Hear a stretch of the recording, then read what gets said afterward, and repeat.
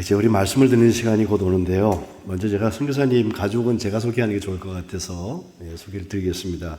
조성현 목사님, 그 선친 아버지 부친께서 충부장께서 우리 교회 그 조호영 목사님 원로 목사님으로 족도 있으시고 지금 음성에서 살고 계신데, 우리가 2007년부터 2008년까지 교회에서 전도사로 교회를 같이 섬기셨다고 그러고요.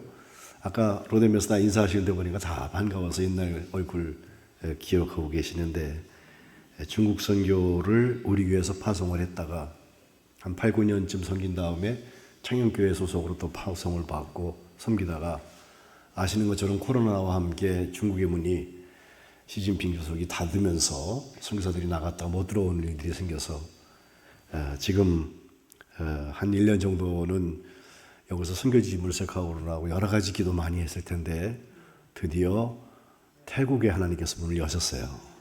그래서 다음 주에 출발을 하는데, 당장은 이제 선교사님만 먼저 가시고 가족들은 여기서 교육도 해야 되고 해야 되니까 이렇게 시작이 되지만, 어느 때가 돼서 여건이 준비되면 또 하나님께서 이루시는 일들을 감당하겠다 생각이 됩니다. 조 목사님 잠깐 일어나세요. 조성현 목사님, 또 사모님은 황정희 선교사님 일어나시고, 품에 있는 아기가 신희입니다. 15개월 됐고요. 성별이 남자입니다. 돌아서세요. 그 다음에 우리 잠깐만 인사를 한꺼번에 잠깐만. 환희 일어서. 옳지. 제일 큰 형 고등학생입니다. 둘째는 관희 일어나세요. 그 다음에 우리 딸 서희. 인사할 때 여러분 우레와 같은 박수. 차렷 경례. 고맙습니다. 자리에 앉으세요. 사모님 신이가 힘들어하면 저기 요아실에 가서 누워있어도 괜찮아? 그래요. 고맙습니다. 우리 목사님이 오늘 엘리야의 그 세미한 음성 듣는 말씀 붙들고 세미한 음성을 듣기 위해라는 제목으로 말씀 주실 텐데, 여러분 마음 편안하게 하시고, 우리 찬양 인도하는 한기훈 집사 또 우리 김규남 집사 다 동갑내기 친구들이래. 친구가 찬양 인도하고 친구가 말씀 전하고 되는 집이야, 그죠? 오늘 말씀 주실 때 하나님께서 은혜 주시길 축복합니다. 목사님 날 다시 한번 큰 박수 하시죠.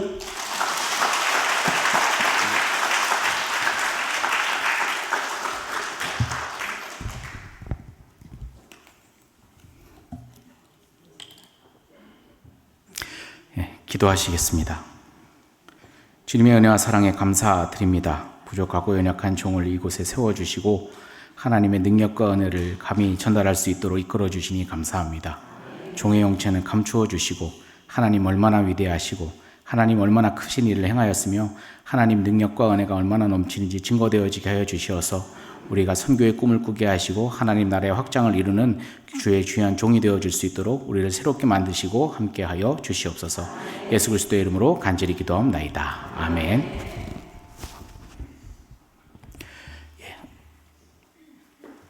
안녕하십니까. 조성현 선교사라고 합니다.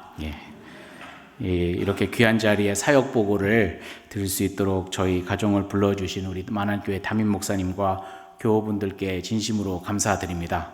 제가 청년 때 우리 한기훈 집사님하고 우리 김규남 집사님하고 여기 같이 서서 이렇게 서로 싸워가면서 이렇게 찬양했던 기억이 나는데, 변함없이 이렇게 만나게 되니까 되게 기분이 좀 이상하기도 하고 지금 굉장히 떨립니다. 제가 웬만해서는 이제 선교복을 많이 하고 다녀서 떨리지 않는데 여기는 왜 이렇게 떨리는지 모르겠어요. 왜 그런지 모르겠습니다. 하여튼 이렇게 불러주셔서 너무 진심으로 감사드립니다. 저는 2008년도에 중국으로 파송된 선교사입니다. 중국 내 소수민족, 중국에서는 장족이라고 불리는 티베트 쪽 중에서 캄티베tin을 대상으로 선교하였습니다. 믿기 어려우시겠지만 전 이미 결혼을 하였습니다. 아내는 황희정 선교사로 함께 선교 훈련을 함께 이렇게 선교 훈련을 받던 중에 29살에 꽉 찬 동갑내기로 만나 결혼을 하게 됐고요. 스라에 3남 1녀가 있습니다. 이름은 환희, 관희, 서희, 신희입니다. 티벳은 어떤 곳일까요? 여러분 많이 궁금하실 줄로 압니다. 티벳은 나라 이름이 아닌 종족의 이름으로 통칭 티벳 고원에서 티벳 어군 언어와 문자를 사용하는 종족입니다. 티벳은 가장 많이 있는 지역이 바로 중국이고 그 외에도 부탄, 방글라데시, 북부 일부, 네팔 일부 등 티벳 구원과 그 주변 지역에 거주하고 있습니다. 캄 티베린이 많이 살고 있는 대표적인 중국 지역이 바로 여러분도 익숙하신 사천 짜장의 원조 사천성입니다. 사천성은 산맥으로 둘러싸인 분지 지형으로 사천성 서쪽 지역의 티벳 구원에 위치합니다. 이 서쪽 지역은 간즈 장족 자치구로 불리고요. 해발 4,000m, 티벳 지역의 주요 해발 고도는 평균 한 3,000m 정도 됩니다. 저는 중국의 내륙 지방인 사천성의 주도시인 성도시, 여기 지도에는 청두시라고 표시가 되어 있습니다. 청두시에서 거주하면서 사천성 서쪽의 티벳 고원에 위치한 간지 티벳 자치구의 가장 서쪽 지역의 미전도 지역인 샹청현, 다오청현, 운남성에 있는 뻔즈란전 이렇게 세 지역의 중심 도시에 선교센터를 설립하여서 현지 사역자를 배치하여서 티베니를 대상으로 사역하고 있습니다. 워낙 지역이 방대하고 넓기 때문에 저 혼자서 절대 이 사역을 감당할 수가 없습니다. 현재 저희 팀은 한국인 선교사가 3가정이 있고요. 중국인과 티베트인 5가정이 함께 협력하여서 사역을 해왔습니다. 한국인 선교사는 중국 내 소수민족 지역 내에서 거주 자체가 아예 법적으로 금지가 되어 있고 불가능합니다. 대도시에서만 살 수가 있습니다. 이에 따라 저희 팀은 사천성의 중심 도시인 가장 큰 도시인 성도시에서 청두시에서 거주하면서 지도에 표시된 3지역으로 원거리 사역을 진행을 하였습니다. 이렇게 해서 저희가 청두시라고 표시된 데서 파란색 선을 따라서 쭉 갔다가 저기 다오현, 상현, 뻔전 이렇게 지나서 샹그릴라를 지나서 빨간색 선을 따라서 이렇게 차를 타고 저희가 이동을 하게 됩니다. 이렇게 파란색 선을 따라서 갔다가 빨간색 선으로 오게 되면은 총 연장이 2,500km 정도의 거리를 차량으로 이동하여서 움직였습니다.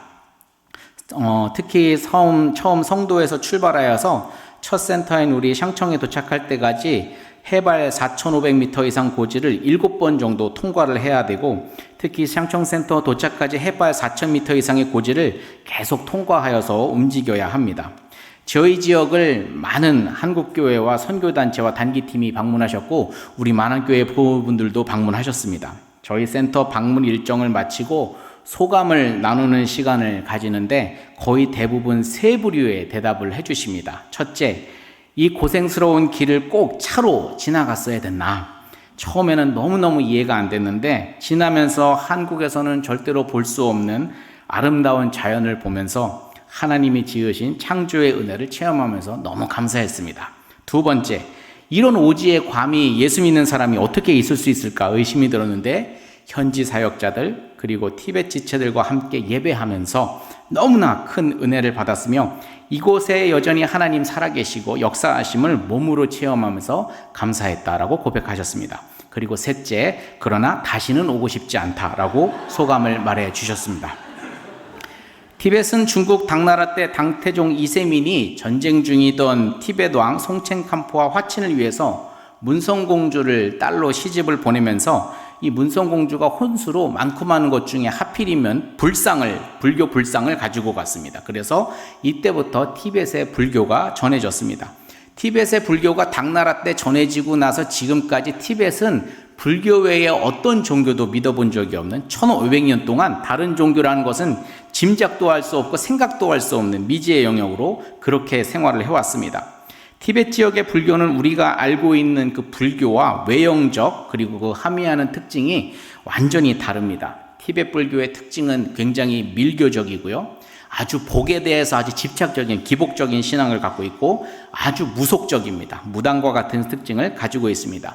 이들은 굉장히 영적이에요. 그리고 신비주의를 굉장히 추구하고 이런 영적 체험과 환상을 굉장히 중요하게 여깁니다.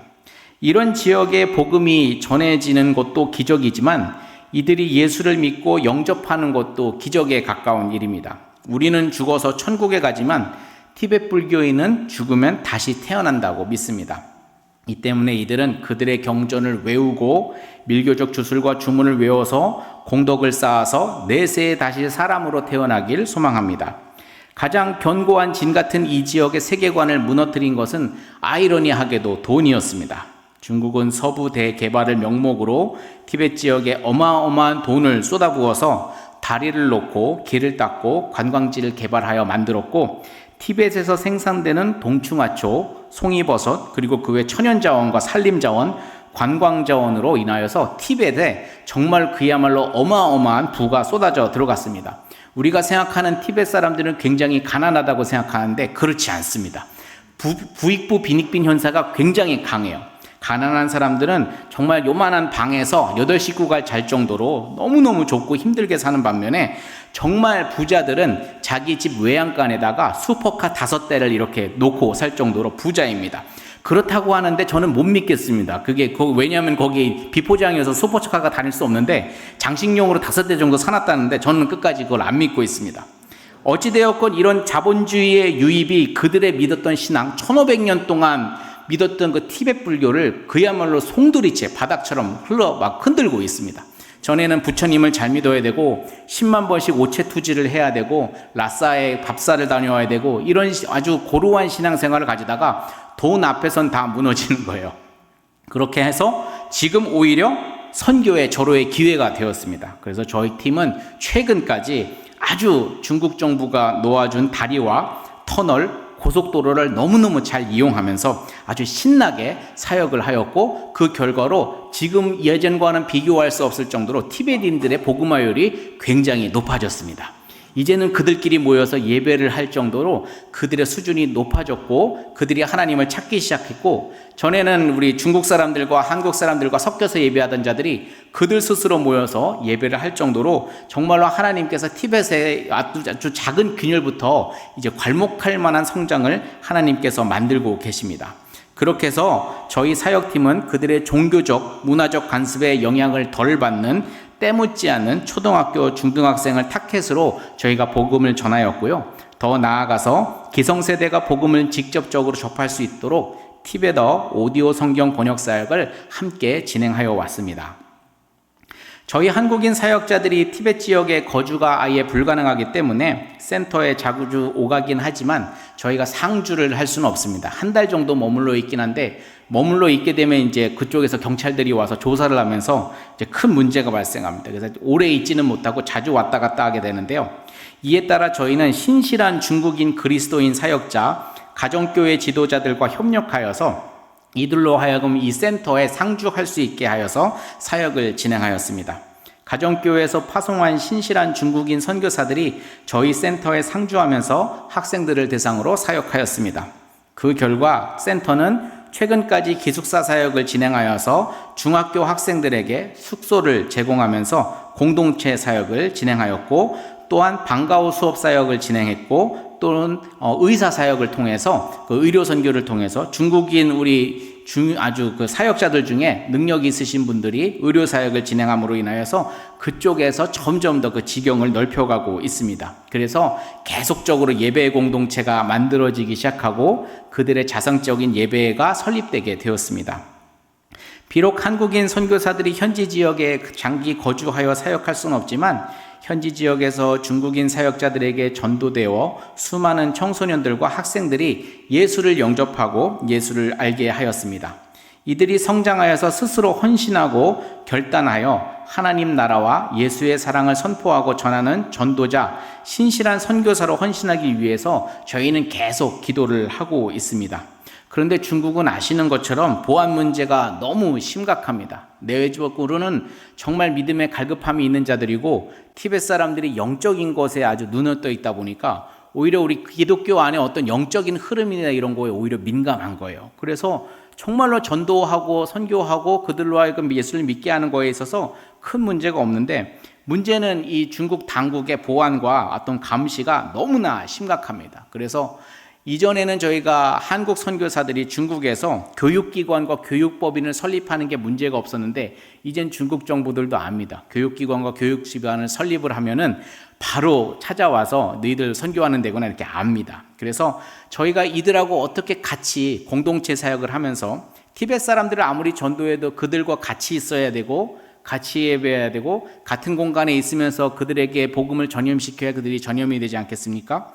그럼 어떻게 같이 있을 수 있을까? 저희가 굉장히 고민하다가 생각해낸 방법이 바로 비즈니스 사역이었습니다. 이러한 방법이 저희 한국인 사역자가 티베트인 학생들을 직접적으로 접촉하고 그들과 함께 할 수 있는 합법적인 방법이었습니다. 직원과 사장의 어떤 관계이기 때문에 저희 팀은 이렇게 저희에게 전도되어 오는 우리 티베트 지체들에게 4대 의무 보장보험을 회사 측 입장에서 들어주었습니다.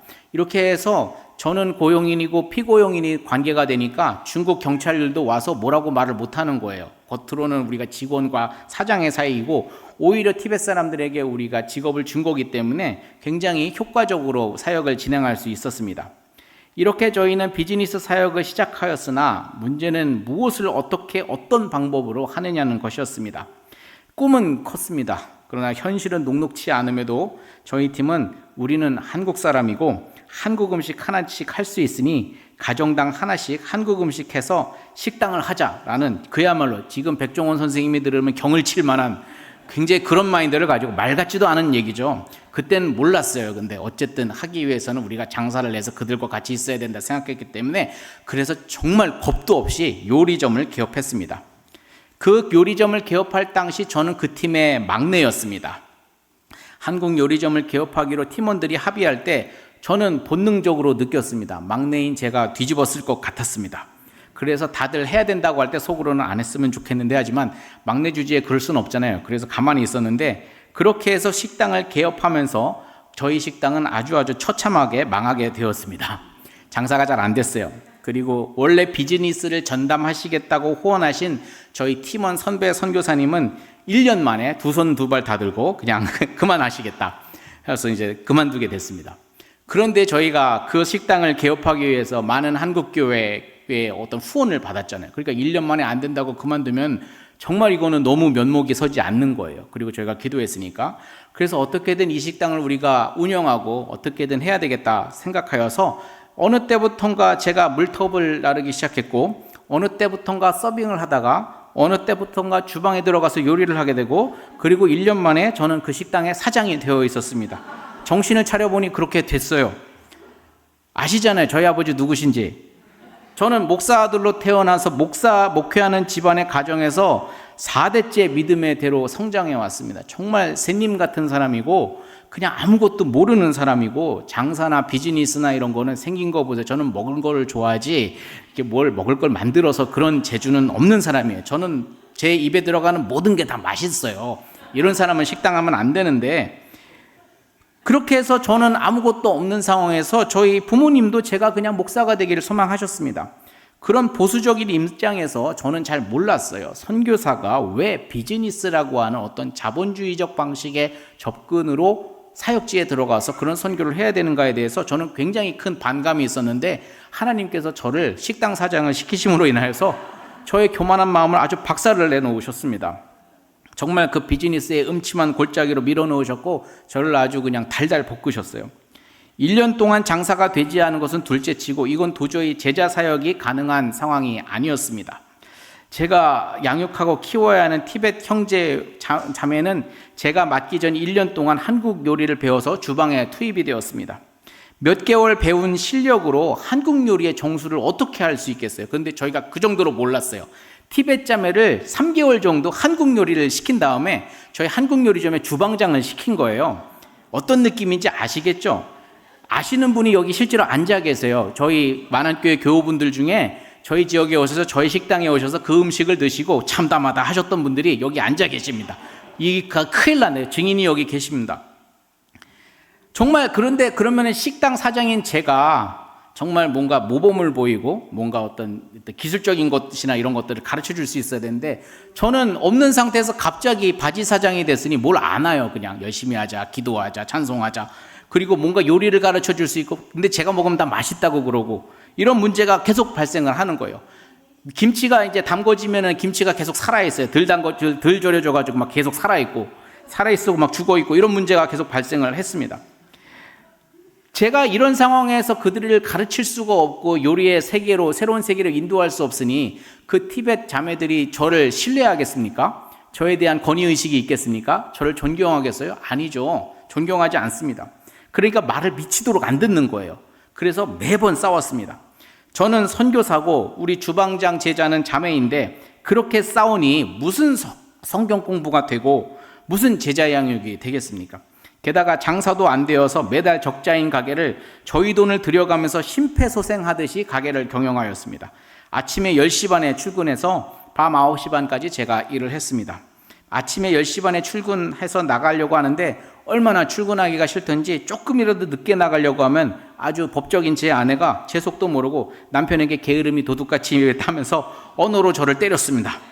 매일 오후 2시에 혼자 자재창고에 올라서 기도를 했습니다. 맨 처음엔 하나님의 영광을 위해서, 하나님의 뜻을 알기 위해서 그렇게 올라가서 오후 2시에 기도를 했는데 시간이 지나면서 하나님을 향한 하소연으로 바뀌었습니다. 그러나 주께서 세우신 가게임을 증명하기라도 하듯 가게는 기형적으로 운영이 되었습니다. 누군가의 헌금으로, 만안교회에서도 헌금해 주셨습니다. 단기 선교팀의 헌금으로, 그러니까 수익을 통해서 가게가 유지되어지는 것이 아니라 누군가의 헌금을 통해서 가게가 유지되어지는 거예요. 그리고 일부러 오셔서 매상을 올려주심으로써 가게는 적자지만 근근하게 운영이 되었습니다. 그날도 우리 티벳 자매와 싸우고 오후 2시 기도를 하기 위해 올라갔습니다. 거의 한 사역을 시작하고 8개월쯤 됐을 거예요. 정말 하루하루가 너무 고달프고 뭐 장사라도 잘 돼야 신이 날 텐데 맨날 싸우고 장사는 안 되고 하는 일은 고되고 손에 맞지 않고 기도를 하던 중에 저는 저도 모르게 주님께 고백하였습니다. 주님, 저 이제 그만하겠습니다 라고 선언하였습니다. 이미 양육해야 하는 양과 매일 싸우는 목자인 제가 목사 자격이 없는 거예요. 그렇지 않겠어요? 제가 막 싸웠는데, 제가 막 그 친구하고 막 화를 내면서 불같이 싸우는데 그 사람이 저를 목사나 선교사로 어떻게 여길 수 있겠어요? 이미 틀린 거예요. 이 상황에서 제가 뭘 할 수 있는 게 없는 거예요. 이 어려움 가운데서 비즈니스 사역을 유지하는 저희 팀원에게도 미안한 일이었지만 실력도 없고 비전도 없고 아무 능력도 없는 제가 그냥 끌려가듯이 그냥 아무 의미 없이 그냥 남이 하라고 그래서 억지로 하는 그 일이 이 일을 계속 맡는다는 것은 적합하지 않다는 결론을 제가 혼자서 내게 되었습니다. 그렇게 꽉 막힌 가슴을 안고 버티다가 결국 제가 견디지 못해서 주님께 오후 2시에 고백했어요. 주님, 저 못하겠습니다. 그렇게 선언하자마자 정말 강같은 평화가 임했습니다. 주께서 맡기신 일을 포기하고 주께서 하실 그 사명을 내가 배신하니까 너무너무 좋은 거예요. 오늘 저녁 9시까지만 난 열심히 일할 거야. 내일부터는 나는 죽이 되든 밥이 되든 출근 안 할 거야. 저희 팀원 선교사님들한테도 물론 죄송합니다만 그냥 저 이제 그만하겠습니다. 이제 통보를 하고 뭐 어떻게 될지는 나도 잘 모르겠고 이거는 아니니까. 그래서 너무너무 기분이 좋고 신나고 갑자기 좋아지기 시작했어요. 그래서 평소에는 그렇게 기운 없이 일했는데 그 선언을 하고 나서 오후 장사를 할 때는 정말 열심히 일을 했습니다. 막 웃으면서. 그리고 저를 괴롭혔던, 괴롭히는 게 서로 싸운 거죠. 서로 싸웠던 저희 티벳 지체들한테도 웃으면서 잘 대해줬습니다. 왜냐하면 오늘만 보면 되니까요.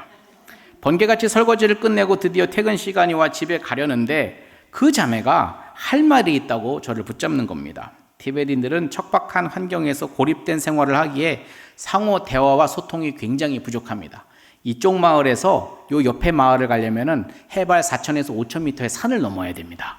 그 정도로 굉장히 독특한 환경이다 보니까 굉장히 고립된 생활을 하기 때문에 자기 외에는 없는 거예요. 상호의 어떤 예절이라든지 함께 하는 이런 것들이 전혀 없는 거예요. 그러니까 이 사람들은 맨날 처음부터 끝까지 싸우는 게 대화의 방식이에요. 싸우고 정말 이렇게 자기의 의견을 관철해야 되고 그것을 위해서는 상대방에게 인신공격에 가까운 공격을 해서 내가 이기면 된다라고 생각하는 민족들이 바로 이 사람들입니다.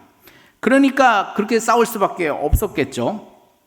저는 일단은 그렇게 싸운 상태에서 이제 밤 9시에 퇴근하면 되는데 갑자기 저를 부르니까 불안해졌습니다. 뭘 또 시비를 잡으려고 부르고 무시하고 또 그러려나 그래갖고 마지막이니까 그래도 들어주자 하는 차원으로 정말 마주 앉았습니다. 티벳 자매가 갑자기 이상한 말을 하기 시작합니다.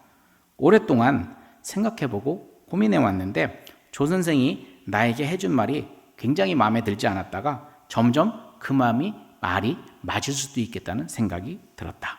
그래서 내가 조금 고치려고 한다. 그리고 마지막에 이렇게 얘기했습니다. 내가 조 선생에게 미안하다. 중국어로 뚜이부치 그러죠. 티벳 친구들은 절대로 미안하다 얘기하지 않아요. 유감을 표명하지 않아요. 그럼 진 거예요. 자신의 체면이 깎인 거예요. 어떻게든 이겨야 되고, 그렇게 해서 서로 이렇게 원수를 지고 척을 지고 아주 적대하는 그 사람들의 그런 성격들이 티베트 민족들의 아주 그 유전자 안에 박혀 있는 사람들이에요. 절대 그 말을 하지 않는 자들인데, 그런데 갑자기 저를 앞에 놓고 그 마지막 날에, 제가 그만두기로 작정한 그 날에 저한테 미안하다라고 얘기하는 거예요. 제가 그동안에 미안하다는 말 되게 많이 했거든요. 왜냐하면 우리는 알잖아요. 어쨌든 이렇게 문제 해결을 위해서 먼저 미안하다고 말하는 게 중요한데, 제가 미안하다고 말할 때마다 그 자매는 그러게 조 선생은 왜 미안한 짓을 해서 왜 나를 화나게 하냐, 이런 식으로 성질을 돋구던 자매였어요. 근데 그 자매가 그날 갑자기 제가 하나님께 기도해서 포기하겠다고 말했던 그때에 미안하다라고 얘기하는 거예요. 이거는 그 자매가 스스로 생각해서 한 얘기가 아니죠. 하나님께서 그 자매를 통해서 저에게 말씀해 주신 거예요. 조용히 하고 내일부터 출근하도록 해라. 지금까지 충만했던 행복과 기쁨이 순식간에 싹 사라져 버렸습니다. 주님이 내일 출근하라고 하십니다. 근데 여러분, 그때부터 분명한 변화가 일어났습니다. 선교는 뭔가를 잘 전하고 내가 본을 보이고, 그게 아니라 내가 바닥까지 내려간 상태에서 주님, 저는 아무것도 아닙니다. 주님, 저는 죄인입니다. 그때부터 우리 주님이 역사하신다는 것을 제가 그때 확실하게 배웠습니다. 일이 심리적으로 힘들지 않기 시작했습니다. 그때부터 티벳 자매의 행동과 말이 조금씩 이해되어지기 시작했어요. 그리고 서로 밉고 힘들어 시도조차 하지 않았던, 너무 미우니까 제가 같이 일은 열심히 했는데 자제 사역해서 우리 함께 성경 공부해보지 않을래? 라는 말을 제가 8개월 동안 해보질 않았어요. 그러다가 그때 하나님께서 마음 주셔서 제가 마음을 열고 얘기했어요. 우리 서로 성경 공부를 한번 해보도록 할까? 그렇게 제안하였는데 그 자매가 기쁘게 수락함으로 인하여서 우리의 본 목적인 양육이 시작되어진 줄로 믿습니다. 그냥 전달한다고, 그냥 복음을 전한다고, 물론 그걸 통해서 하나님께서 역사하시는 게 맞는데, 하나님이 제일 원하시는 건 제 자신이 깎여 나가는 거예요. 제 자신이 하나님의 뜻과 계획 가운데 맞춰 나가는 거예요. 하나님이 그렇게 해서 저를 가르치시고 그때서부터 사역의 문을 여시기 시작했습니다. 뭔가 열심히 노력해서 뭔가 상황과 조건을 바꿔서 만드는 것이 아니라, 하나님은 이미 선교를 준비하고 계시고 이미 선교의 지경을 열어놓고 계세요. 우리의 헌신과 우리의 결단을 하나님께서 촉구하고 계신다는 사실입니다. 그 자매는 지금도 저희 팀에서 성경번역팀에 소속되어서 드디어 사역자로 헌신하여서 함께 일하게 하신 줄로 믿습니다. 비즈니스 사역에 어쨌든 저는 그럼에도 불구하고 재능이 하나도 없었습니다. 그래서 저는 이윤 목적인 어떤 이윤 추구는 전혀 하지를 못했는데, 놀랍게도 이윤 추구, 그러니까 돈을 버는 걸 왜 다른 사역들은 하나님께서 그때부터 풍성한 은혜를 내려주시기 시작하셨어요. 지금 보시는 사진처럼 저희가 예배 초소를 만들었는데, 이때 이제 주변에 있는 중국인 사람들이 몰려오기 시작했어요. 그래서 예배 초소를 만들어서 공동체 예배를 만들기 시작했고, 예배 사역, 제자 사역이 충실하게 이루어져서 현지인을 대상으로 한 직업 훈련, 함께하는 성경 공부, 제자 훈련을 통해 함께 성장하게 하신 줄로 믿습니다. 하나님께서는 하루하루 이 사역을 통해 선교지에서 신실한 티베트인과 그들을 위해 인생을 들여 헌신하신 중국인 사역자들을 통해 일하시고 역사하셨습니다. 불과 10년 전에는 티베트인들이 예수님을 나의 구주, 나의 하나님으로 영접하는 일은 거의 불가능하다고 여겼습니다. 그러나 2022년 최초로 비밀리에 티베트 지역 전 지역의 티베트인 그리스도인들이 주도하에 극비리의 일주일 말씀 집회를 가졌습니다. 전에는 다 우리 중국인 사역자들, 한국인 사역자들이 모여라 그래서 그렇게 해서 조그만 이렇게 집단을 이루어서 예배를 했는데, 이제 그들의 믿음이 성장하니까 언제부턴가 우리 함께 티베트인들만 한번 모여보도록 하자 하고, 저희에게 아주 그 비밀처럼, 정말 스파이 지령처럼 연락이 왔습니다. 언젠가 우리가 이것을 할 것이다. 그래서 저희가 그 명령을 받았습니다. 날짜가 되었는데요. 날짜에 어디서 모이는지, 어떻게 픽업을 하는지를 가르쳐 주질 않아요. 위험하니까. 그러니까 직전에 어디 서 있어라 그래서 우리 형제자매들이 거기 서 있었는데, 봉고차가 갑자기 오더니 그냥 납치하듯이 걔들 데리고 갔어요. 그리고 어디서 예배를 하는지 몰랐어요. 그리고 일주일 뒤에 예배를 드리고 다시 나타났습니다. 물어봤어요. 몇 명이 모였어? 그랬더니 티베트인이 자그마치 50여 명이 모였다고 합니다. 여러분들은 잘 모르실 거예요. 우리는 언제나 교회가 있고, 이 교회를 오래 섬겨왔고, 우리가 함께 이렇게 모여서 예배하는 게 당연하다고 생각하잖아요. 같은 언어를 가지고 예배하는 게 당연하다고 생각하잖아요. 우리 티베트 친구들은 중국어로 예배를 하고 그 다음에 한국 사역자들이 떠듬떠듬거리는 중국어를 들으면서 예배를 하다가 그들이 스스로 티베트 언어로 예배하고 그들이 같은 자리에서 같은 언어로 하나님께 예배하면서 정말 강력한 성령의 임재를 알게 됐습니다.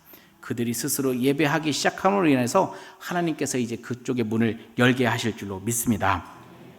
한국인 선교사들의 선교는 이렇게 해서 여기까지라고 하나님께서 말씀해 주셨습니다. 계속 어려워졌습니다.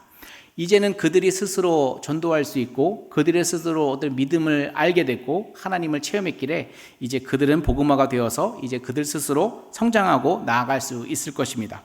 그럼에도 불구하고 걱정되는 마음에 좀 더 있어야 되지 않을까? 그들과 함께 있어야 되지 않을까 하는 그런 마음이 있었는데요. 하나님께서 계속 막으셨습니다. 선교사들의 선교는 날이 갈수록 어려워졌습니다. 이전에는 직업 비자를 가지고 있으면 아무 문제 없이 티베트 지역 출입이 가능했으나 이제는 티베트 지역 출입도 제한되고 지역 내 숙박이 크게 제한되었습니다. 급기야 저희가 선교사의 비자와 현지 사역 고용을 위해 설립한 비즈니스 컨설턴트 회사가 공안국, 관리감독국, 종교국, 지역 파출소가 연달아 회사를 검속하고 민감할 만한 정도를 계속 조사해 갔습니다. 하나님 은혜로 당장 큰 문제는 없었지만 어쨌든 저희 회사의 어떤 리더들은 한국인 선교사들이고 저희 현지 사역자들은 다 저희 직원으로 되어 있기 때문에 이게 만약에 들켰다간 우리 현지 사역자들에게 큰 피해가 갈 것이 뻔했습니다. 그래서 결국 저희 팀은 한국인 선교사들이 비자를 해결하던 비즈니스 컨설턴트 회사를 폐업 처리하기로 결정하였습니다. 그리고 2024년 1년 동안 중국에 들어오지 않고 우리가 바깥에서 관망하면서 원격으로 사역을 하자 그렇게 결정을 하게 되었습니다. 그리고 1년 동안 한국에서 갓 태어난 아이를 돌보며 육아휴직 겸 지내다가 2025년부터 새로운 국가를 찾아 나가기로 결정하고 태국 지역 사역을 준비하게 되었습니다. 중국 내 모든 선교와 종교 활동에 대한 감시와 제한이 걸리게 되면서 많은 중국 내 선교단체와 중국교회가 선교훈련, 신학공부들을 이용으로 중국과 가장 가까운 동남아시아 국가로 나와서 활동을 하고 있습니다. 실제로 중국인들이 굉장히 그 주변국으로 많이 나가서 일을 하고 있습니다. 태국은 여러모로 중국과 가까워서 이미 많은 중국 선교사들과 선교기지가 개발되어져 있고 많은 선교사들이 지금 태국에 있습니다. 그러나 태국 내 중국 선교로 특화된 특정 지역에는 이미 많은 중국 선교사들이 진출해 있고 오래되었기에 오히려 그쪽 지역에도 중국의 영향이 있어서 안전을 보장할 수가 없었습니다. 그래서 태국은 위험하겠다. 그래서 초반에는 저희가 이렇게 거기다 마음을 두지 않았었습니다. 그런데 저희가 선교적으로 개발이 미비한 지역을 탐색하던 중에 방콕의 북쪽에 있는 코라시라고 하는 도시를 선교 거점으로 삼으면 좋겠다 하고 개척을 하기로 하였습니다. 이 지역은 태국 내륙 지역이기에 한국 내 선교사들 숫자도 적고 우리 도시도 굉장히 작은 편입니다. 우리 여러분 후원하시는 우리 김교목 선교사님이 여기 계십니다. 라오스, 캄보디아 등으로 진출할 수 있는 길목이 있고 유동인구가 굉장히 많고 많은 중국인 유학생들이 이곳에서 공부하고 있습니다. 이 지역에 진출하기 위해 저희 감리교 중국 선교사님 중 선배님들이 먼저 이곳에 가셔서 이쪽 지역을 돌아보시고 이곳에 선교센터를 건립을 하셨습니다. 그리고 이번에 봉헌 예배를 드렸습니다. 이 지역의 선교를 위해서 젊은 중국 선교사들이 함께 팀을 이루어서 이 지역에 들어가서 센터를 교두보 삼아서 사역을 진행할 예정입니다. 저를 포함하여서 총 4가정이 이 코라 지역에서 먼저 이제 우선순위로 팀을 이루어서 태국인 사역, 중국인 사역을 함께 진행할 수 있을 것으로 기대합니다. 무엇보다 기존 사역했던 티베트 사역 또한 비록 몸이 떨어져 있기에 전임 사역은 아무래도 감당할 수 없겠지만 저희는 계속 원격으로 사역을 이렇게 줌을 통해서 감당을 해왔습니다. 현재까지 저희 팀은 한국과 중국에 뿔뿔이 흩어져 있지만 매일 아침 이렇게 줌을 통해서 아침 기도와 말씀 모임을 함께 하고 있습니다. 그들의 기도 제목을 알고 중보하는 사역은 앞으로 계속될 예정이며 더 나아가 안전을 위해 중국 본토가 아닌 제3국에서 진행되어야 하는 성경 번역 사역을 저희 태국 지역에서 만약에 진행할 수 있다면 더할 나위 없는 장소가 될 것으로 기대합니다. 우리 재작년까지는 우리 한국에 나와서 할 정도로 이제 외국에 이제 나와서 이 컨설턴트 성경 번역 컨설턴트를 진행했는데 이 외국 지역이 저희한테는 중요한 교두보가 될 것으로 생각합니다. 티벳 선교의 부흥과 놀라운 은혜를 체험하게 하시고 다시 새로운 나라를 향해 선교사로 나아가길 결단하는 과정을 제가 순서대로 말씀을 드렸습니다. 뭐 이렇게 덤덤하게 얘기하니까 그냥 그렇게 잘 하나님께서 이끌어 주셨다고 저는 고백합니다만 제 개인적으로 제 안에는 굉장히 많은 흔들림과 어려움과 괴로움이 있었습니다. 중국 내 회사를 폐업 조치했습니다. 그러면 이제 그 회사에서 발급할 수 있는 비자가 취소가 됩니다. 그래서 저희는 저희가 중국에서 사역할 수 있는 끈을 저희 손으로 잘랐습니다. 왜냐하면 그렇게 하여야 저희 현지 사역자들을 보호할 수 있기 때문입니다. 1년 동안 우리가 중국에 들어가지 말자라고 결의를 한 뒤에 제가 이 사실을 저희 파송교회에다 보고를 드렸습니다. 그런데 교회에서는 아니 선교사인데 못 들어간다고 하면 그러면 안 되지 않습니까? 그러면 후원을 여기까지만 하겠습니다 하고는 파송을 정지를 했습니다. 그래서 후원을 끊었어요.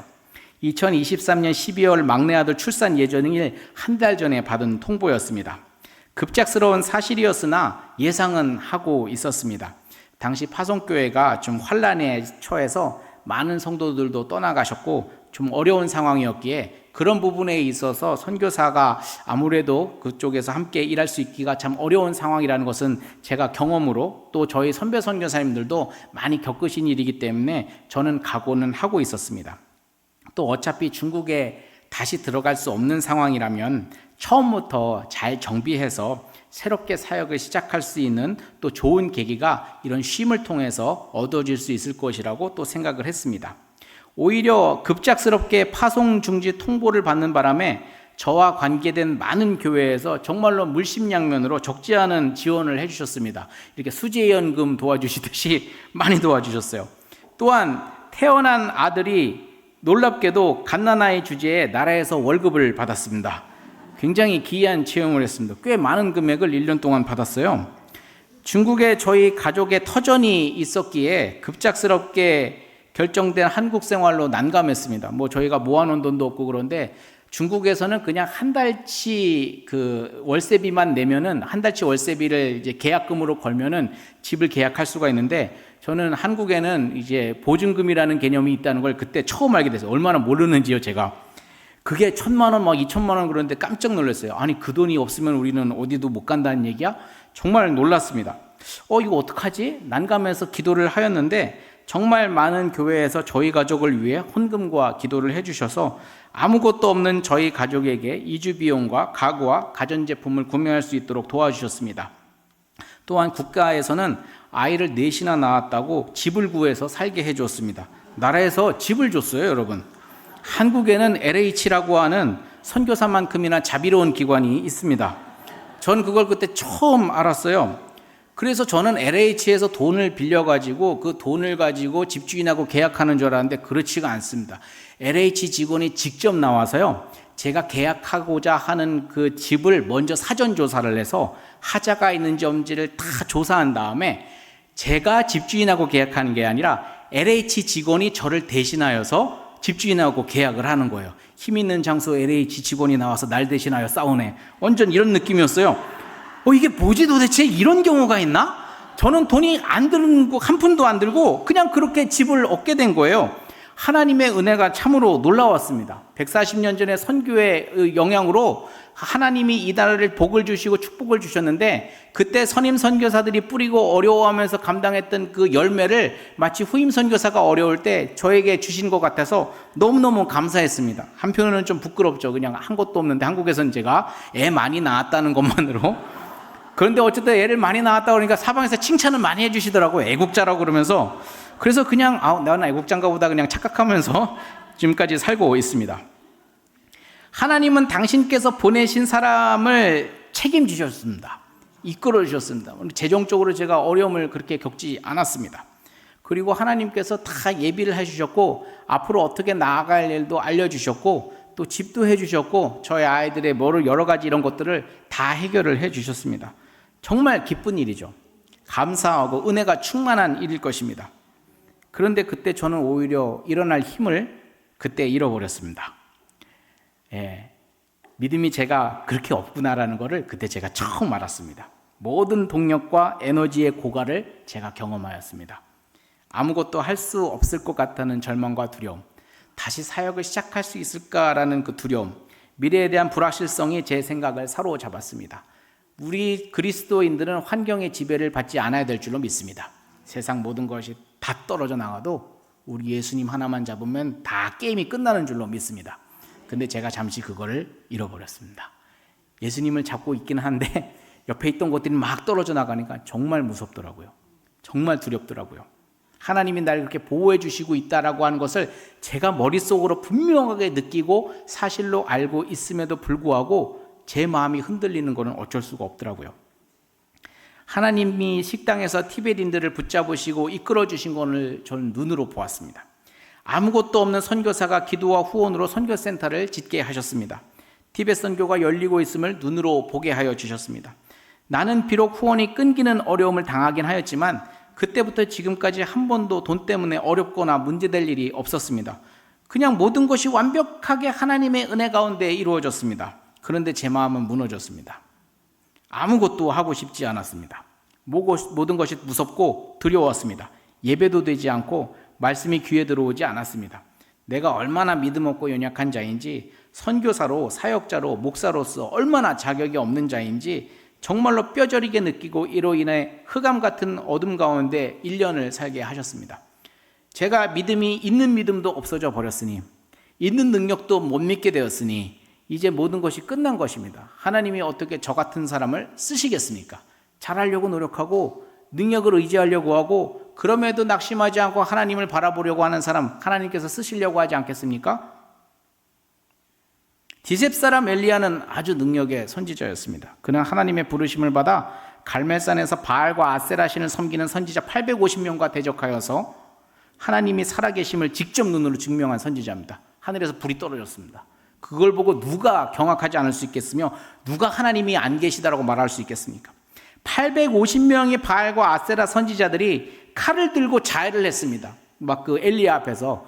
그러니까 이거 만약에 이거는 그냥 하나님이 있고 없고에 상관없이 이 대적의 싸움이 끝나면 850명의 사람들이 칼 들고 와서 엘리야를 혼자 있는 엘리야를 도륙을 내겠다는 뜻입니다. 그냥 정말 이 순간에는 정말 죽음의 공포가 임할 수밖에 없는 상황인데 엘리야는 오히려 너네 신은 자는구나 라고 조롱하는 그야말로 하나님에 대한 확신으로 가득 찬 선지자였습니다. 그는 두려움 없이 제단을 수축했고 정말 하나님의 불을 받아서 수많은 백성들이 여호와 그는 하나님이시로다 고백을 이끌어냈습니다. 아합의 수레보다 앞서서 산을 내달렸습니다. 대적자들을 모두 기손시내로 끌려가서 죽였습니다.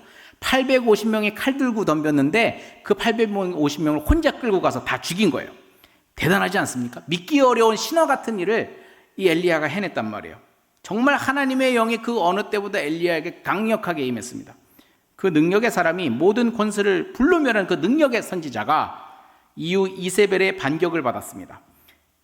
그리고 어떻게 된지 아십니까, 여러분? 자기 생명을 위해 도망하여서 광야로 들어가 죽기를 구했습니다. 제 젊은 날의 시절, 저도 지금은 젊긴 합니다만 20대 때 저는 엘리야의 행동이 도저히 이해가 가지 않았습니다. 아니 하나님이 불도 내려주고 하나님이 다 이기게 하시고 하나님의 능력이 체험이 되는데 왜 도망을 가고 왜 죽기를 구할까? 왜 그 당장의 위기를 그렇게 두려워할까? 잘 이해를 못했습니다. 그 이해 못할 졸장부 같은 엘리야의 행동을 오히려 하나님께서는 엘리야를 호통치시거나 엄히 다루지 않으시고 오히려 놀랍게도 천사를 통해 그를 어루만져 주시고 떡과 물을 공급해 주신 줄로 믿습니다. 그리고 말씀하십니다. 열왕기상 19장 7절입니다. 여호와의 천사가 또 다시 와서 어루만지며 이르되 일어나 먹으라 내가 갈 길을 다 가지 못할까 하노라. 하나님께서는 엘리야에게 떠나기를 원하셨습니다. 그리고 엘리야는 그 말씀에 순종하여서 하나님의 산 호렙을 향하여 40주 40야를 가게 됩니다. 성경에서 말하는 40주 40야는 진짜 40일이 아니라 굉장히 긴 시간을 뜻하는 아주 관용적인 표현입니다. 예수님께서 40일 금식하셨다고 해서 나도 똑같이 예수님처럼 40일 금식하겠다 그렇게 결단하고 실제로 그걸 행하면 그러다가 주님을 진짜로 배없는 수가 있습니다. 그러시면 안 됩니다. 굉장히 위험합니다. 40일이라는 말은 성경에서 굉장히 긴 시간이에요. 굉장히 긴 시간. 굉장히 긴 시간 동안 엘리야가 호렙산으로 갔다는 얘기입니다. 엘리야는 브엘세발 근처 광야에서 하나님의 산 호렙으로 나아가는데 이게 먼 거리이긴 한데 40주 40야의 거리는 아닙니다. 그 정도 거리는 아닙니다. 8절에는 이렇게 기록되어져 있습니다. 이에 일어나 먹고 마시고 그 음식물의 힘을 의지하여 40주 40야를 가서 하나님의 산 호렙에 이르니라. 그 음식물의 힘에 의지하여 나아갔습니다. 그 외에는 짜낼 힘도 짜낼 능력도 없습니다. 다 고갈이 됐어요. 근데 하나님이 먹이시는 거예요. 40일 걸릴 거리가 아닌 그 길을 매우 오랜 시간 동안 걸어갔다는 것은 걸어간 것이 아니라 기어갔다는 뜻입니다. 기갈이 나고 마음은 처졌고 괴로움은 더하고 감당할 수 없는 그 사명의 무게가 그를 짓누를 때 그는 그저 주께서 주신 그 음식물의 힘에 의지하여 그냥 기어가다시피 가는 거예요. 다른 거 할 게 없었습니다. 2008년 파송 이후 2023년까지 15년을 선교지에서 제가 지냈습니다. 그리고 지금 또한 저 또한 그런 낙심한 마음과 불안한 생각, 아무것도 해결되지 못한 이 모든 것을 끌어안고 저는 다시 선교지를 정하여서 갑니다. 하나도 기쁘지 않았고 하나도 회복이 일어나지 않았습니다. 중국어 배우다가 시험 들었는데 태국어를 보니 이것은 이 세상 언어가 아닙니다. 글자 모양이 여리고성같이 생겼어요. 제 나이 46세 이 여리고같이 생긴 문자를 보면서 낙심과 좌절만 듭니다. 그러나 하나님께서는 저에게 읽게 하셨습니다. 선배 엘리야도 고생했다. 엘리야가 낙심과 좌절과 기갈된 몸을 이끌고 호렙으로 갔던 것처럼 저도 그렇게 가겠습니다. 선교를 위해서도 아니고 많은 태국인과 중국인을 변화시켜 주께 이끌어 오려는 것도 아니고 아직은 부족하고 내가 얼마나 연약하고 어리석은 자인 것을 제가 알고 있음에도 하나님께서 저에게 떡과 물을 공급시켜 주셔서 지금까지 오게 하신 이상 저는 하나님의 능력과 은혜와 사랑을 부인할 수 없습니다. 그래서 저는 다른 목적이 아니라 하나님을 배우러 갑니다. 그것이 제 선교의 목적입니다. 엘리야의 낙심이 이해되지 않던 젊은 시절의 혈기를 지나서 지금 저는 누구보다 엘리야의 이 눈물겨운 하나님의 산을 향한 여정을 보면서 제가 가야 할 방향을 얻었습니다. 좀 못해도 괜찮습니다. 좀 연약해도 괜찮습니다. 나는 아무짝에도 쓸모없는 인간이라 보다 그런 생각해도 상관없습니다. 우리 주님은 그럼에도 불구하고 잘하였다 하시며 떡과 물을 먹이시고 공급하시고 다시 일으켜 세우십니다. 그렇게 다시 하나님의 사람으로 세우십니다. 여러분들도 그렇게 될 줄로 믿습니다. 지금 이 순간에 여러분의 삶과 생각과 마음 가운데 어려움과 괴로움과 아픔이 있다고 하신다면 걱정하지 마십시오. 이것으로 인하여서 하나님이 날 쓰시지 않을까? 나는 하나님한테 약한 자구나. 나는 자격 없는 자구나. 그러실 필요 없습니다. 우리 주님은 떡과 물을 먹이실 것이고 다시 장성한 분량으로 우리를 성장시키실 것이며 우리를 통해서 하나님을 증거하실 줄로 믿습니다. 그런 것들을 통하여서 하나님께서 그 이루실 그 길을 향하여 우리는 나아갑니다. 이 교회가 그 선교의 지경에 서는 교회가 되길 간절히 소망합니다. 땅을 사는 교회가 아니라 땅을 흔드는 교회가 되게 하실 줄로 믿습니다. 이 교회를 통하여서 하나님의 선교가 넘쳐나게 복되게 열리게 하실 줄로 믿습니다. 부끄럽고 죄송하지만 제 마음에 하나님을 향한 원망이 계속해서 있었습니다. 그리고 그런 것들을 계속 회복하기 위해 노력하고 있습니다. 하나님은 개의치 않으셨습니다. 떡과 물을 주셨으니 나에게 오라. 그래서 저희를 초청하고 계십니다. 19장 11절 이후에 엘리야는 여호와 앞에서 산에 서게 되었습니다. 크고 강한 바람이 산을 가르고 바위를 부수나 그 안에 여호와께서 계시지 않았습니다. 그 다음에는 지진이 임하였으나 그 안에도 계시지 않았습니다. 지진 후에 불이 임했습니다. 아마 화산 폭발과 같은 어마어마한 불이었을 것입니다. 그 안에도 여호와께서는 계시지 않으셨습니다. 고대인들이 가장 무서워했던 태풍과 지진, 화산 폭발과 같은 어마어마한 힘 가운데 하나님께서 계시지 않음을 보여주셨습니다. 그런데 불 후에 세미한 소리가 있었습니다. 12절입니다. 또 지진 후에 불이 있으나 불 가운데에도 여호와께서 계시지 아니하더니 불 후에 세미한 소리가 있는지라. 우리가 들어야 될 것은 태풍 소리, 지진 소리, 화산 소리가 아닙니다. 세상은 우리에게 그렇게 공격합니다. 태풍 같은 것으로, 지진 같은 것으로 우리의 지경을 흔들고 정말 화산 소리 같은 것으로 우리의 지경을 흔듭니다. 그런데 우리가 들어야 될 것은 다른 것이 아닙니다. 하나님의 음성입니다. 이 말씀에 하나님의 말씀을 우리가 들어야 됩니다. 이 말씀 하나를 듣기 위해서 엘리야는 40주야를 기어갔고 그 음성을 들었으며 그것으로 역전이 일어나게 된 줄로 믿습니다. 저희 센터를 건축할 때입니다. 저희가 센터를 건축할 때 건축기금이 2억 원이 들었습니다. 원래는 저희가 이 센터를 건축할 마음도 생각도 없었던 것은 저희가 그 센터에 대지를 사고 거기에 있는 집을 잘 이렇게 수리를 해서 저희가 그 센터를 만든 거거든요.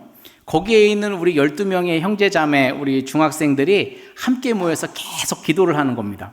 기도를 하는데 저희가 이제 같이 모여서 이제 저희 한국인 선교사들도 이제 그 산에 올라가서 함께 기도를 하는데 이 자매들이 기도하는 중에 기도 제목을 이렇게 나누는 거예요. 하나님, 이 센터가 너무 작아요. 이 센터를 하나님께서 새롭게 지어주세요라고 하는 정말 선교사의 등골을 오싹하게 하는 기도를 올리는 것이었어요. 그 옆에 있던 우리 사역자가 너무너무 당황하는 거예요. 이거 우리끼리 하기로 하지 않았어? 왜 여기서 공개하는 거야?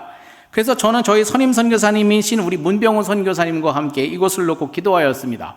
그리고 정말 보니까 이게 정말 센터가 너무 작고 정말 확장할 수 있는데 그거를 확장을 할 수 있는데 우리가 확장하지 못하니까 정말 오랜 시간 동안 기도하다가 하나님 우리가 이것을 건축하기로 결의하였습니다. 그러고 건축을 약정하였고 그리고 그렇게 예산을 책정하였습니다. 총 2억 원의 건축 예산이 들었습니다. 저희 선교사가 돈이 어디 있습니까? 그런데 우리 선임 선교사님이 너무 사람 좋게 웃으시면서 아유 2억 원이니까 너무 좋아요. 제가 1억 원하고 우리 조 선교사님이 1억 하시면 되겠네요 라고 하는. 그래서 뭘 팔아야 되지? 눈을 하나 팔아야 되나? 콩팥을 하나 팔아야 되나? 너무 걱정이 되었는데 여러분 그거 아십니까? 2억 원의 건축 헌금이 다 책정되어져서 하나님께 봉헌이 되어진 줄로 믿습니다. 정말 놀라웠어요. 예, 개인서부터 많은 분들까지 정말 많은 분들이 헌금해 주셨습니다. 제 여동생이 음성에서 목회를 합니다. 근데 이제 오빠가 거기서 이제 고생하는 거 아니까 이제 오빠를 위해서 기도하는 마음으로 이제 헌금을 해야 되겠다. 그런데 음성의 그 교회가 평균 연령이 이제 80이 넘으십니다. 그러니까 이게 신방 갈 때 뭘 사들고 가야지 이제 섭섭하지 않으신 연령대의 분들이신 거예요. 오히려 반대로. 그리고 이제 교회에서 잔치 같은 거 하면 음식 같은 거 이렇게 공평하게 나눠드려야지 누가 더 많이 갔다 그러면 이제 싸움이 나는 그런 분위기에 아주 좋은 시골 동네입니다. 한 50명 정도 되는 교회에 있는데 제 여동생이 기도하던 중에 오빠한테 지금 헌금을 좀 해야 되겠다. 그래서 이제 예산을 책정을 해서 뭘 할까 하다가 이제 쑥떡을 만들어서 팔기로 하였습니다. 그러니까 저희 어머니께서 이제 뒷산에 올라가서 뒷산에 있는 그 쑥을 그냥 그 대가리를 다 뽑아갖고 오셨어요. 100kg를 뜯으셨습니다. 100kg. 나는 못 믿겠어요. 100kg. 우리 어머니 허풍이 이렇게 세신지 몰랐는데 100kg를 뜯어가지고 떡을 하셨습니다. 그래서 파셨어요. 그래서 얼마가 모였냐면 그 자금으로 80만 원 정도가 모였습니다.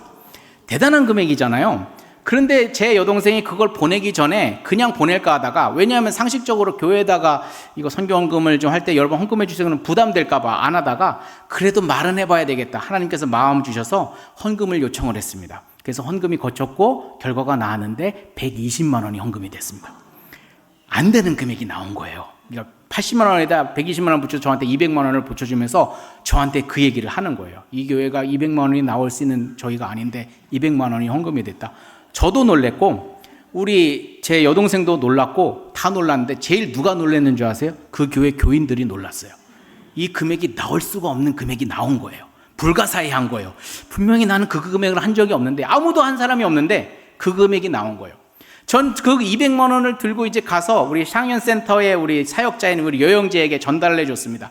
이 금액이 그렇게 큰 금액은 아닌데 굉장히 특별한 의미가 있다 그래서 제가 그 형제에게 이야기를 해주었습니다. 그 형제는 동북에 있는 동북지방의 서봉교회 출신인데 이 서봉교회가 셀교회라고 그래서 쬐끄만 공동체들이 모여서 있는 교회입니다. 그러니까 한 공동체가 10명에서 12명에 있는 교회가 거기 한 10개, 12개씩 이렇게 있는 교회인 거예요. 그 사람들은 다른 농사를 짓지를 않고 옥수수 농사만 짓습니다. 1년 동안. 다른 농사를 안 지어요. 그냥 온갖 노동력을 들여서 옥수수 농사를 지어서 그걸 갖고 먹고 사는 사람들이 정말 가난한 분들이거든요. 근데 한국에서 듣도 보도 못한 교회에서 200만 원을 80세 어른들이 모여서 모금했다는 얘기를 듣자마자 우리 여영재가 정말로 깜짝 놀라는 거예요. 아니 어떻게 듣도 보도 못한 데서 그런 헌금을 해왔냐. 이 센터를 위해서. 그러더니 한참을 생각하더니 나도 우리 교회 가서 얘기를 좀 해봐야 되겠다. 그래서 교회 가서 이 얘기를 했습니다. 그 교인들이 크게 감동하여서 헌금을 했는데 그 한 100명 정도 되는 집단에서 자그마치 3천만 원의 헌금이 나왔습니다. 그분들도 놀랐고 저도 놀랐고 여영재도 놀랐는데 누가 제일 놀랐다고요? 그 교회 교인들이 놀랐어요. 이 돈이 도대체 어디서 나온 거야 도대체.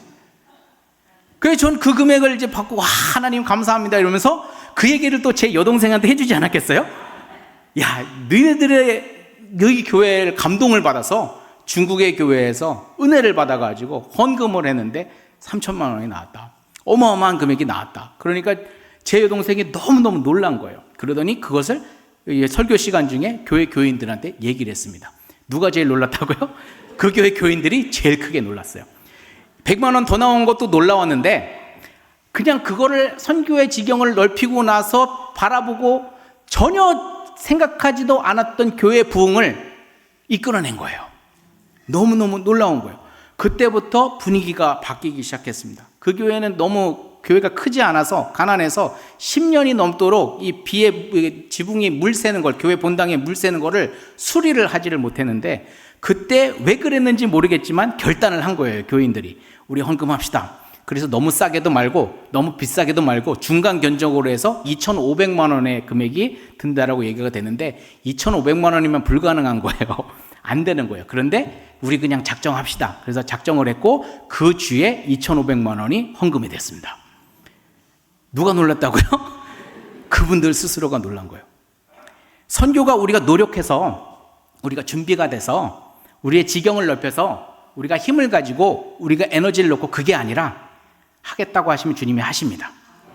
마음을 거기다 두면 하나님이 그곳을 이끄십니다. 뜻이 그곳에 있으면 그곳에 진리가 열리게 됩니다. 선교는 그렇게 하는 겁니다. 우리가 주님을 바라보는 것을 넘어서서 주님이 바라보시는 그곳을 바라볼 때에 하나님이 놀라운 역사를 일으키십니다. 바로 그 교회를 주님이 사용하십니다. 여러분, 주님이 사용하시는 교회가 이 교회가 될 줄로 믿습니다. 주님이 귀 쓰시는 교회가 이 교회가 될 줄로 믿습니다. 함께 이런 세미한 음성을 들음으로 하나님의 영광을 드러내는 우리 사랑하는 우리 만안교회 성도님들 되시길 주님의 이름으로 간절히 축원합니다. 기도하시겠습니다. 참 좋으신 우리들의 아버지 하나님, 나는 부족하고 연약하고 죄 가운데 있음에도 불구하고 내가 죄인임을 고백하며 나는 아무것도 아닙니다 고백함으로 인하여서 나를 사용하여 주시고 하나님의 능력과 은혜 가운데 세워주시니 감사합니다. 다시 나를 부인하고 나는 아무것도 아님을 고백하며 예수의 마음과 예수의 생각을 품어서 예수의 제자된 삶을 살며 주의 선교에 나아가게 되길 간절히 소망합니다. 우리가 어떻게 나아가야 될지를 알려주시고 우리가 어떻게 변화해야 될 것을 알려주시며 그것을 통하여서 이 교회가 살고 이 교회가 하나님의 영광 가운데 있으며 정말 복의 근원이 되는 교회가 되어질 수 있도록 주님께서 축복하여 주시고 함께하여 주시옵소서. 예수 그리스도의 이름으로 간절히 기도하옵나이다. 아멘.